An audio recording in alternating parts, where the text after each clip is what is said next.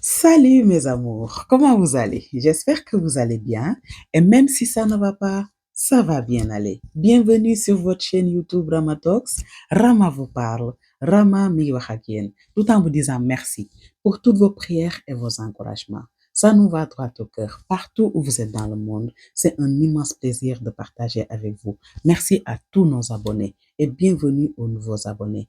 Ici, on parle de tous les aspects de la société, que ce soit en développement personnel, que ce soit de la vie de couple, que ce soit de la petite enfance et toutes les choses qui vont nous aider à évoluer dans la société. On va en parler. On va pas oublier aussi les astuces de beauté parce qu'il faut savoir entretenir son corps. C'est quelque chose de très important et ça nous aide aussi dans notre développement personnel. Il faut savoir comment dirais soigner son apparence. C'est quelque chose de très important. Donc, c'est tout un ensemble et puis on va en parler pour notre bonne évolution dans la société. Donc, bienvenue sur votre chaîne YouTube Ramatox. Il faut savoir que les enfants n'ont pas demandé à naître. Les enfants n'ont pas demandé à venir dans ce monde. Mais beaucoup d'enfants souffrent après le divorce de leurs parents. Quelque chose qu'on ne souhaite pas. Le divorce, on va en parler.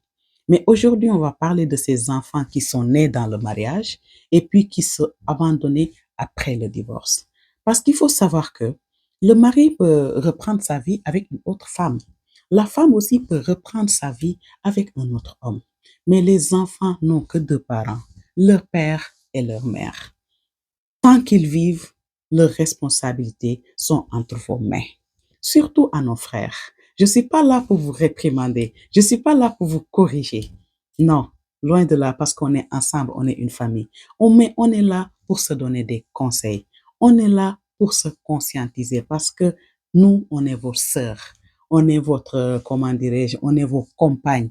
On est tout dans votre vie. Mais une fois qu'on se sépare, il y a de ces comportements, c'est à éviter parce que ça blesse, ça continue à blesser la femme après le divorce et puis ça blesse les enfants parce que les enfants, comme je l'ai dit au début, ils n'ont pas demandé à naître. Mais il faut savoir que beaucoup d'hommes, c'est pas tous les hommes, hein, mais on parle en général, beaucoup d'hommes divorcent avec leurs femmes et puis ils divorcent aussi avec leurs enfants. C'est quelque chose de très grave. Ça fait très mal au cœur des femmes. Beaucoup de femmes en souffrent. Et il y a beaucoup de femmes qui m'ont dit de parler de ce sujet-là. Parce qu'elles souffrent. Parce qu'il faut savoir qu'après le divorce, il y a des séquelles qui sont là. Toi, les parents de ta femme t'ont donné une personne. D'accord? Ils t'ont donné une personne, c'est ta femme. Mais après le divorce, toi, tu ramènes la femme chez ses parents avec d'autres personnes. Donc, toi, on t'a donné une personne, tu ramènes des fois trois personnes, des fois quatre personnes, des fois même cinq ou plus, parce que la femme ne revient pas seule en général. Elle revient avec des enfants. Elle revient avec ses enfants dans la maison. C'est une pression. C'est un problème. Et maintenant, tu ne nourris plus ces enfants-là. Tu ne t'occupes plus de ces enfants-là. C'est quelque chose d'anormal. Il faut prendre soin de vos enfants. C'est votre responsabilité à vous. Les enfants sont délaissés avec leur maman.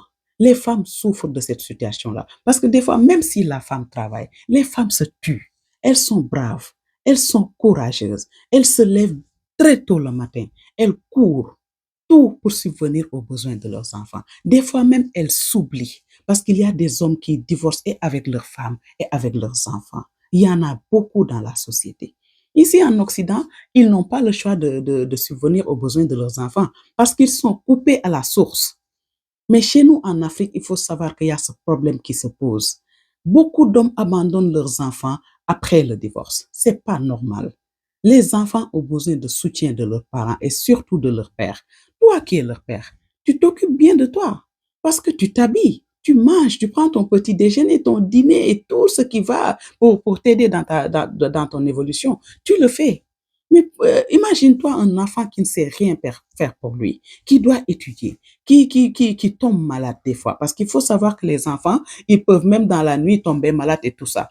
Toutes ces choses-là, ça arrive dans la vie de l'enfant. Et puis tu laisses la femme seule à s'occuper de ces enfants-là. C'est pas normal. C'est pas du tout normal. Il faut vous ressaisir, mes frères. Il faut prendre soin de vos enfants. C'est votre responsabilité. Même si la femme a un salaire, c'est votre responsabilité de prendre soin de vos enfants. Ils n'ont pas demandé à naître. Le fait de ne pas vous voir, c'est un problème. Parce que d'habitude, les femmes, elles partent avec leurs enfants. C'est rare que vous voyez qu'un homme prend soin de ses enfants et que la femme parte et laisse ses enfants à la maison. C'est très rare que cela arrive. Et même si cela arrive, les enfants ne sont pas bien, comment dirais-je, protégés. Parce que des fois, il y a des, comment dirais-je, des belles-mères qui ne sont pas, voilà quoi. Donc, les enfants sont abandonnés, quoi, il faut le dire. Donc, il faut vous occuper de vos enfants. Il faut prendre vos responsabilités. C'est quelque chose de très important. Les enfants ont besoin de vous, leur père. Ils ont besoin de votre présence, même si vous êtes divorcé. Mais il faut cultiver de bonnes relations pour le bien-être des enfants. Il faut vous occuper de vos enfants. Les femmes souffrent. Les femmes se sentent délaissées. Elles sont dépressives. Elles ont la santé mentale. Leur santé mentale est affectée à cause de votre abandon. Réfléchissez, mes frères. Ressaisissez-vous. Reprenez votre vie en main et prenez soin de vos enfants. Ces enfants-là vont grandir. Mais même s'ils grandissent un jour et qu'ils deviennent quelque chose, vous êtes les premiers à vous présenter que je suis son père ou je suis celui ou je suis cela. Or que quand ils étaient enfants, vous n'étiez pas là, vous n'étiez pas présent. Il faut être présent à côté de vos enfants. Vos enfants ont besoin de vous. Ta femme, même si tu as un salaire minimum, prends une bonne partie de ce salaire-là, tu donnes ça à sa femme pour lui montrer que même si on a divorcé, mes enfants, c'est moi qui dois les entretenir. Ressaisissez-vous, mes frères. Prenez conscience que c'est vous qui devez vous occuper de vos enfants. Les femmes souffrent, les femmes sont très courageuses, elles sont très braves, elles se tuent, elles s'oublient même pour prendre soin de ces enfants-là. Donc, pensez-y. Comme je vous ai dit, je ne suis pas là pour vous corriger, je ne suis pas là pour vous réprimander, mais c'est juste des conseils parce que je suis votre sœur et je dois parler avec vous. Donc, prenez soin de votre enfant. Arrêtez de maltraiter vos enfants. Parce que la maltraitance, c'est pas juste taper les enfants, c'est pas juste crier, mais la maltraitance, ça commence à abandonner les enfants, à ne pas prendre soin d'eux. C'est la maltraitance. Et puis, c'est pas bon. Vous ne faites pas respecter votre femme dans leur maison. Qui va entretenir ces enfants-là? Comment dirais-je, leurs grands-parents, leur maman? C'est pas normal. Prenez soin de vos enfants et prenez votre responsabilité en main. Donc aujourd'hui, on va t'en limiter là, tout en vous disant, prenez soin de vos enfants, c'est quelque chose de très important. Les enfants sont sous votre responsabilité. Merci beaucoup pour votre attention et n'oubliez pas de vous abonner et d'activer la petite cloche de notification qui est à côté et de surtout partager la vidéo et de la liker. C'est un immense plaisir de partager avec vous. Kon sama mbokk yi maa ngi leen di nuyu maa ngi leen di ziyaara maa ngi leen di dalal jàmm di leen ñaanal jàmm te di ko sàkku ci yéen di leen wax ni mbégte rek laay am saa su nekk ci di partager ak yéen di remercier sama abonné yépp nag ak ñi nga xamante ne ni mooy suñu abonné yu bees ñu ngi leen di kontaane bu baax a baax a baax di leen wax ni fii lépp loo xamante ne ni lu ñuy dimbale la ci suñu évolution ci biir société bi dañu koy waxtaane dañuy waxtaanee développement personnel maanaam lépp loo xamante ne dafay ñoŋal dundu doomu aadama lépp loo xam ne dafay tax nit ki amélioré wu ci viam dañu koy waxtaanee dañuy waxtaanee ci sëy yi dañuy waxtaanee ci njaboot gi tamit ak ci lépp loo xamante ni lu ñu mën a dimbale la parce que loolu mooy société bi loolu mooy li nga xamante ni moom moo ñuy dimbale pour ñu dem ci kanam dinañ waxtaanee tamit lépp loo xamante ni dem ci luy yokk suñu taar la muy ko góor muy ko jigéen nag ndax yaram dañu koy toppatoo apparence tamit dañu koy soigner nekk na loo xamante ni daf lay dimbale ci sa développement personnel kon maa ngi leen di jaajëfal tey nag dañuy waxtaanee xale yi nga xamante ne nii dañoo judd ci sëy ba pare seeni waajur tàggatoo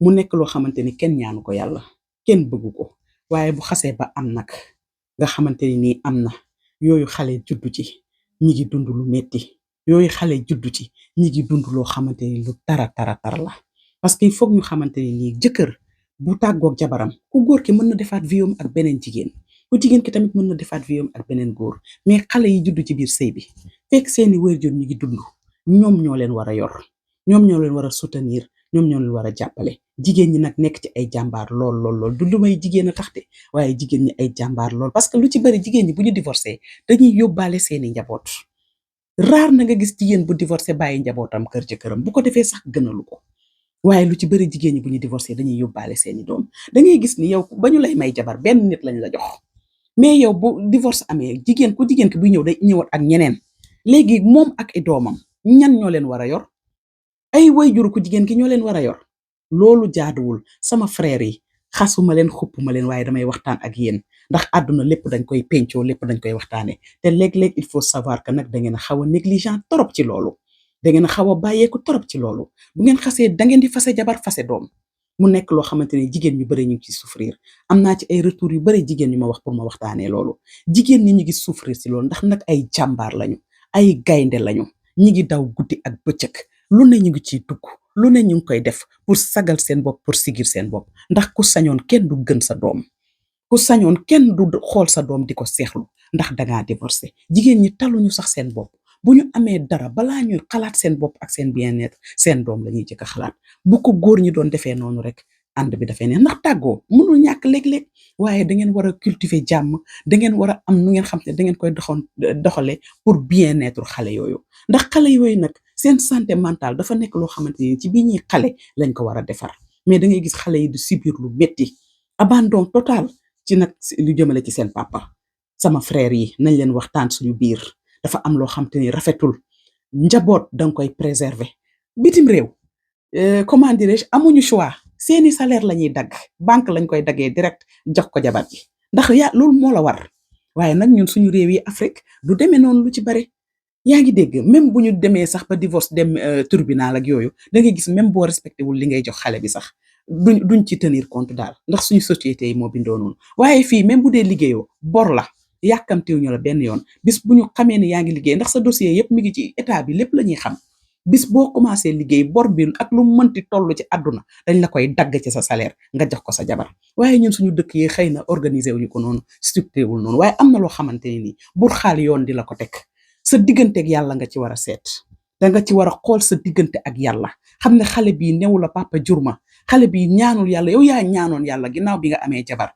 ni yàlla naa am njaboot kon njaboot googu bu ko yàlla tàbbilee sa loxo sa responsabilité mooy nga yor ko bu dee 10 junni sax ngay am ci weer wi jëlal 5 junni ya jox sa jabar ne ko pour samay doom a tax ndax ëllëg sa diggante ak sa boroom ndax tamit sa conscience bu tranquille parce que yow mi seen papa sax boo xëyee da ngay lekk da ngay naan da ngay sol yére da nga am ay besoin di ko def te mënal nga ko sa bopp imaginer tout tànk bi nga xamante ne mënulul boppam dara war a jàngi léeg-léeg mu tëdd ba guddi feebar yee ko war a sol yére wala épanouir lépp war a am ci diggante bi yow nga jël lépp yàlla ko sa jabar lu mu la wax aw ma munuma léeg-léeg sax soxor la ngeen baal ma ci baat bi ndax dañuy defee ne bu ñu ko joxee ku jigéen ki da koy utiliser ndokk ba ko utiliser da ko war a utiliser ndax moo ca sonnoon bu leen xool loolu xool leen seen digganteeg yàlla ak seen conscience xale yu bari ñi ngi souffrir après divorce yi xale yu bëre abandonné leen affaire après divorce yi te du kenn ku dul seen papa yi surtout parce que jigéen du abandonné doomam billahi jigéen buy dem ci toog bi di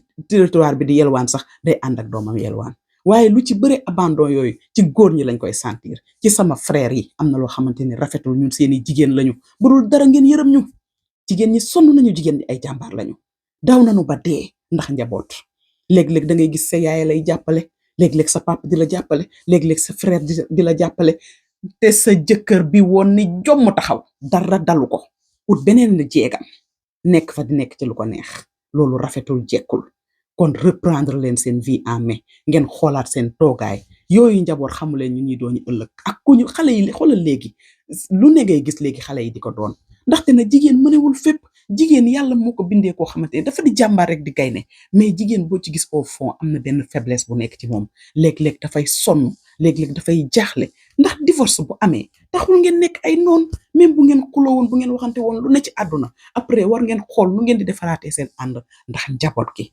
toppatoo leen xale yi góor ñi bàyyi leen xel seen doom yi lu ngeen am jox leen ko seen yaay bu ngeen ko bu nu mënul subvenir besoin yi sax weer bi yëpp waaye dina xam ni kat kii papaam jàmbaar la mi ngi góorgóorlu mi ngi may jàppale kon nekk na loo xamante ne war ngeen cee bàyyi xel jigéen ñi ay jàmbaar lañu ay gaynde lañu waaye góor ñi jàppalew leen jigéen ñi benn yoon nag nañ leen waxante dëgg reprendre leen seen vie en main ngeen xam ni njaboot gi yéen léegi ci biir sëy sax da ngay gis jigéen ñi bu yóbbu école jotee ñooy yóbbu bu fay jotee ñooy def lu mu tabaski ñoom ñooy lijjanti ñoom ñooy débrouiller ana góor ñi fan ngeen nekk taxawu leen seen jabar yi dimbale leen seen jabar yi ci njaboot gi ñi ngi mel nu ne léegi ndax jigéen ñi mënewuñu fépp mënoo xëy nekk di liggéey toppatoo njaboot gi sa papa fu mu ne anam mi ngi bu fi nekku fi waaye mi ngi dund dara dalu ko heure bu xëyee mi ngi liggéey mi ngi yéeg mi ngi wàcc waaye abandonné say doom loolu rafetul jekkul kon bàyyi leen ci xel li may wax saa su nekk rek samay frère ngeen